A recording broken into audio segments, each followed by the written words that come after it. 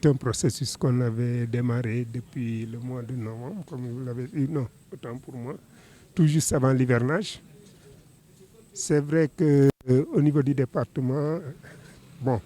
on avait eu l'information,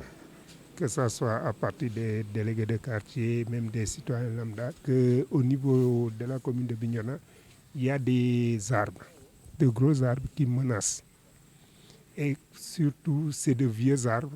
Parfois, il y en a même des arbres morts, mais qui risquent de tomber. Quand la question a été posée, ce qui était normal, c'était d'envoyer une commission auxiliaire de protection civile. Et dans la dite commission, il y avait la mairie qui était représentée, le conseil départemental, il y avait les services techniques, les eaux et forêts, les sapeurs-pompiers, la gendarmerie et bon, l'urbanisme, les services techniques. Ils ont fait le tour. Ils ont eu à recenser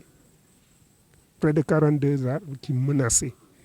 Et parmi ces 42, à part les 7 qui devraient être élagués, la plupart, les 35, devraient être abattus. Parce que vraiment, ça constitue une menace. Mais on s'est dit, avoir une autorisation de coupe, c'est important. Couper l'arbre, c'est important. Mais qu'est-ce qu'on va faire du produit?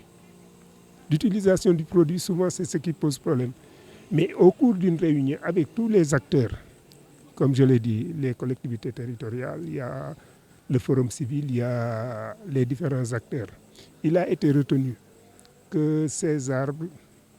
on va les abattre. Mais aussi, après abattage, les exploitants forestiers ont eu à prendre un engagement, de même que les menuisiers. Ils ont dit qu'ils vont procéder à l'abattage des arbres, ils vont payer les taxes, faire tout ce qui est possible pour permettre aux finish, aux menuisiers, de pouvoir confectionner des tables-bancs.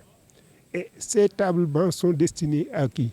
Aux élèves, aux établissements scolaires de la commune de Bignona. Mais on ne s'est pas limité à ça. Ils se sont dit que, mais on va équiper, donner le maximum à Bignona, mais n'oublions pas les structures sanitaires, parfois ont certains besoins en matière de tables, de bancs, mais aussi penser aux élèves qui sont dans les communes de Oulampan et de Djibidjon, parce que c'est des zones qui méritent d'être accompagnées. Donc, au cours de la réunion, il y a une confirmation. Les exploitants forestiers ont de nouveau renforcé cet engagement pour dire qu'ils vont faire le travail. Les menuisiers aussi ont pris un engagement fort. Et ce qui reste à faire maintenant, c'est à partir de la semaine prochaine, faire un déplacement avec les services technicité, mais aussi avec la Sénélec qui est venue vraiment avec une forte délégation à la réunion pour faire le tour. Et la Sonatel aussi sera conviée à cette rencontre pour pouvoir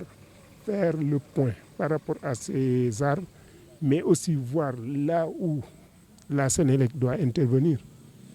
la faire intervenir. Là où la Sonatel aussi doit intervenir, la faire intervenir. Au finish, faire en sorte que ces arbres qui seront coupés seront distribués aux établissements scolaires, mais aussi réfléchir sur un reboisement pour remplacer ces arbres. Et là, à ce niveau, je crois que M. le maire et tous les acteurs aussi vont s'y mettre. Et pour terminer, le 4, ils vont faire la visite. Il y a un comité de suivi qui est là avec une supervision très rapprochée du service des eaux et forêts pour permettre au finish d'avoir vraiment une transparence totale. Donc, ginnaaw bu ñu nuyoo ñëpp ñoo ngi sant réunion bu nu fi dajale woon tey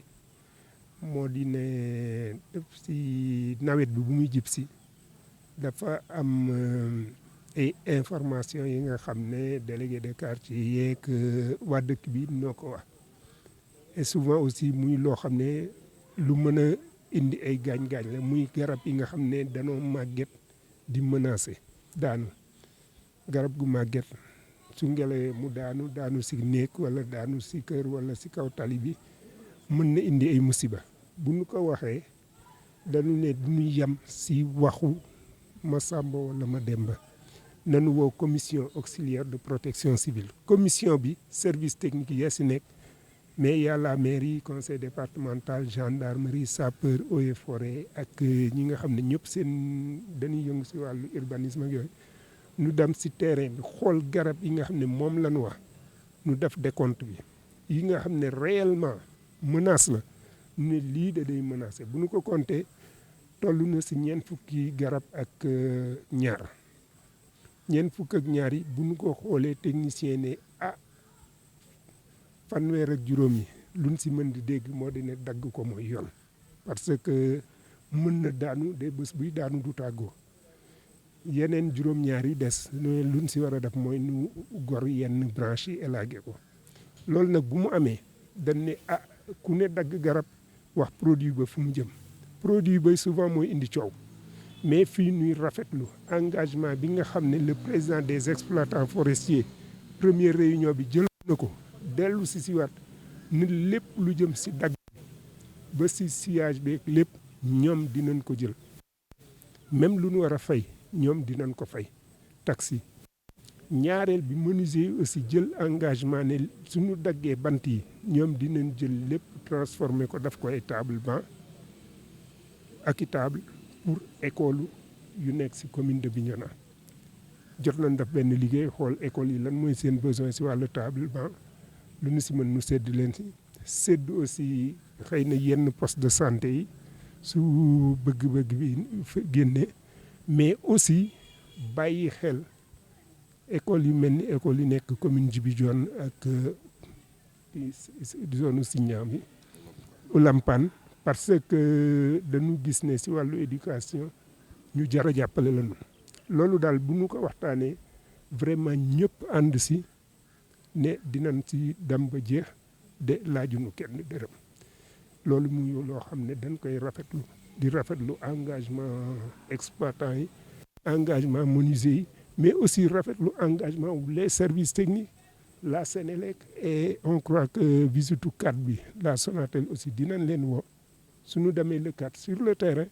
après nag luy des mooy commencer liggéey bi aussi comme lu ñu bëgg am na comité boo xam ne moo koy suivre parce que bëgg nañu lépp luñ siy def su ëllëgee nu mën ko nettali bu rafet loolu moo tax ñuy ñaan délégué de quartier wax naa leen ko tout à l'heure c'est le maire nañu sensibiliser les populations parce que suñu ñëwee si quartier bi di dagg garab dañuy gis ne dagg nañu garab gi ñu menacé mais garab gi fu mu jëm ñu xamal leen ni fu mu jëm si école yi la jëmul feneen kenn jaayu si benn bant loolu daal mooy waxtaan wi di rafetlu encore présence ñëpp salaamaaleykum